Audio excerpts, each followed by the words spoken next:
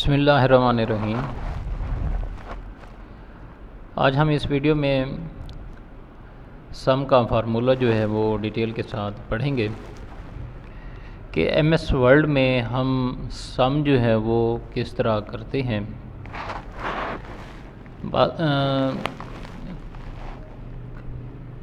ऐसा होता है कि हमारे पास कुछ डाटा होता है तो उसको हमने जो है वो टोटल करना होता है। अब ये डाटा जो है वो थोड़ा सा है, यानी कि 3 सेल हैं, हम इनको आसानी के साथ जो है वो यहाँ पे सम कर सकते हैं। बाज़ औक़ात हमारे पास वर्ड में बहुत ज़्यादा जो है वो डाटा आ जाता है जिसको सम करना जो है वो मुश्किल हो जाता है, तो उसके लिए हम फार्मूला जो है वो इस्तेमाल कर सकते हैं। फार्मूले के ज़रिए जो है वो हम अपना डाटा जो है वो सम कर सकते हैं। तो डिटेल के साथ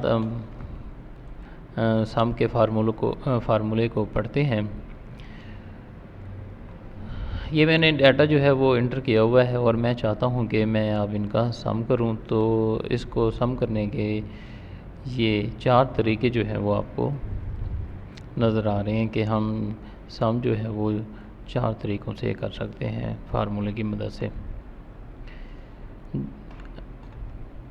यहाँ पे आप देखेंगे लेआउट में जाएंगे तो यहाँ पे आपको फार्मूला जो है वो नज़र आएगा। इसको आप क्लिक करेंगे, जैसे ही आप क्लिक करेंगे तो बाय डिफ़ॉल्ट जो है वो ये फार्मूला जो है वो नज़र आएगा। सबसे पहले हम सम लेफ़्ट को देखते हैं कि सम लेफ़्ट जो है वो कैसे डाटा सम करता है।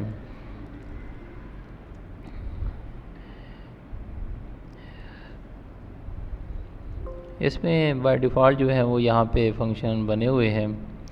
तो जैसे ही आप इस पे क्लिक करेंगे पेस्ट फंक्शन में जाएंगे तो यहाँ पे लिखा होगा लास्ट में सम।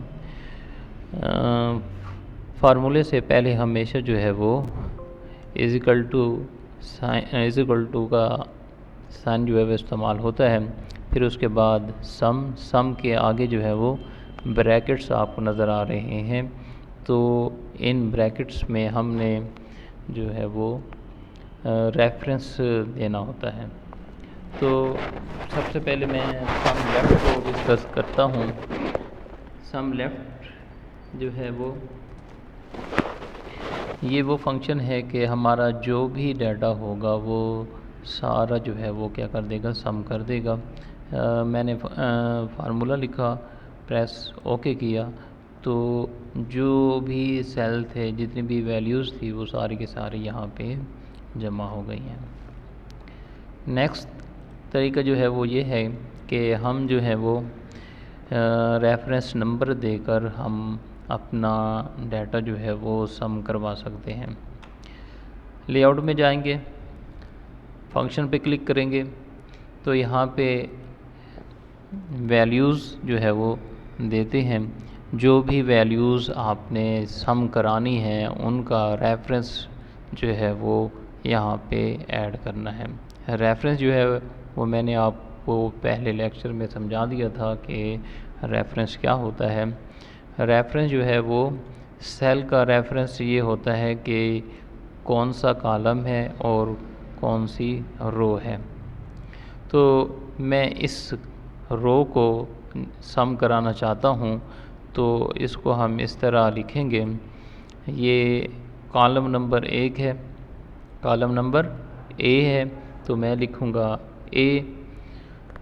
फिर उसके बाद रो नंबर देखते हैं, रो कौन सी है, 1 2 3 4, रो जो है वो 4 है, 4 नंबर।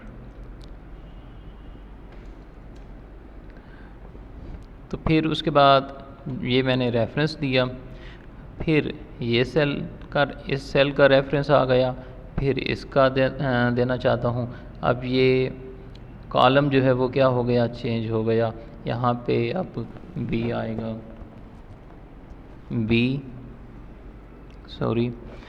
जब भी हम एक रेफरेंस देंगे, सेल का रेफरेंस देने के बाद उसको हम सेपरेट करने के लिए ये कॉलम जो है वो यूज़ करते हैं। तो ये सिंबल जो है वो हम यूज़ करेंगे कॉलम। तो ये कॉलन यूज़ हुआ।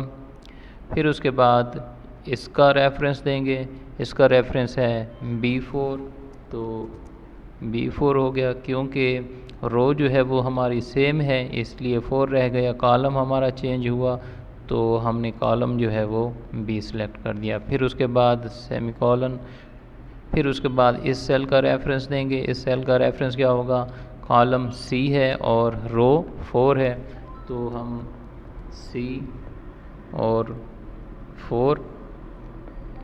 फिर उसके बाद आप देख रहे हैं ब्रैकेट क्लोज़ हो रही है, तो ब्रैकेट आपने क्लोज़ कर देनी है। अब आप ओके करेंगे तो आपका आंसर जो है वो आ जाएगा। इसको आप काउंट करते हैं तो कितने होंगे, 18, 18 जमा 10 28 हो जाते हैं। तो हम इस तरह भी सम कर सकते हैं। फिर उसके बाद है, इनको देख लें तो इनका सम भी ऐसे ही आएगा। यहाँ पे क्लिक करेंगे, यहाँ पे जाएंगे, फार्मूला भी लिखेंगे और उसके बाद यहाँ पे हम वैल्यूज़ लिखना चाहें आपकी मर्ज़ी। अगर आप लेफ़्ट लिख देंगे तो सारे सेल जो है वो जमा हो जाएंगे। अब इनमें डिफरेंट ये है कि बाज़ औक़ात हमने कुछ सेल्स जो हैं वो जमा नहीं कराने होते, उनकी वैल्यू जो है वो ऐड नहीं करानी होती, तो इसलिए हम ये रेफरेंस देते हैं। लेफ़्ट हम उस वक्त यूज़ करते हैं जब हमने पूरा डाटा जो है वो सम करना हो, तो डिफरेंट ये है।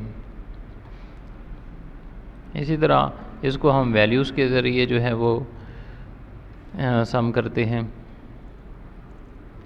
तो यहाँ पे वैल्यूज़ देते हैं, वैल्यूज़ के रेफरेंस देते हैं। रेफरेंस क्या बनेगा इसका, 6, ठीक है। कॉलम A रो 6, फिर उसके बाद सेमी कॉलन, फिर उसके बाद B 6, फिर सेमी कॉलन C 6। अब देखेंगे कि ये हमारा जो सम है वो हो जाएगा।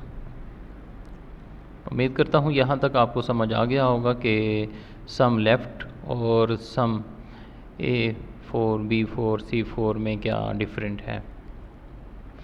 फिर उसके बाद यहाँ पे आते हैं। अब हमने यहाँ इसको जमा करना है, तो यहाँ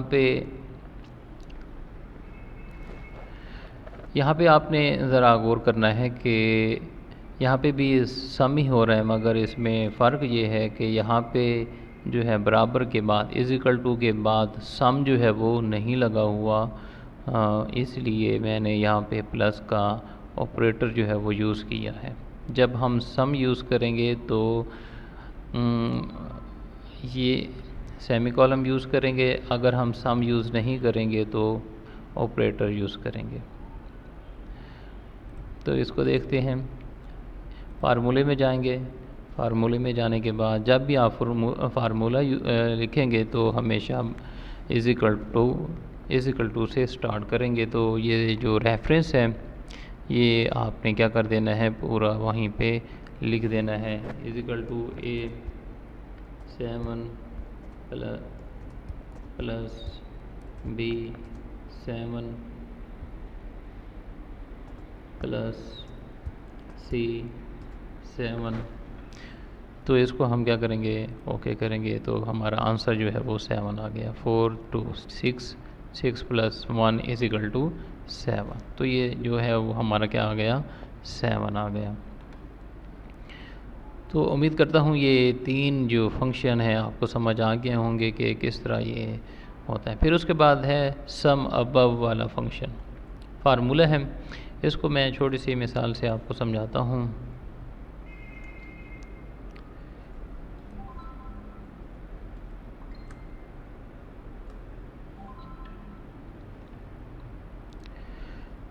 जहाँ पे आपने इसका रिज़ल्ट जो है वो शो कराना है, वहाँ पे आप इसको क्लिक करेंगे। क्लिक करने के बाद आपने फंक्शन पे फार्मूले पे क्लिक करना है। तो फार्मूला जो है वो बाय डिफ़ॉल्ट आ जाएगा = सम अबव। सम अबव का मतलब ये होता है कि ऊपर जितनी भी वैल्यूज़ हैं वो सारी की सारी क्या हो जाएं, जमा हो जाएं तो मैं ओके करता हूं तो ये सारी वैल्यूज़ जो हैं वो मेरी क्या हो गई हैं, प्लस हो गई हैं।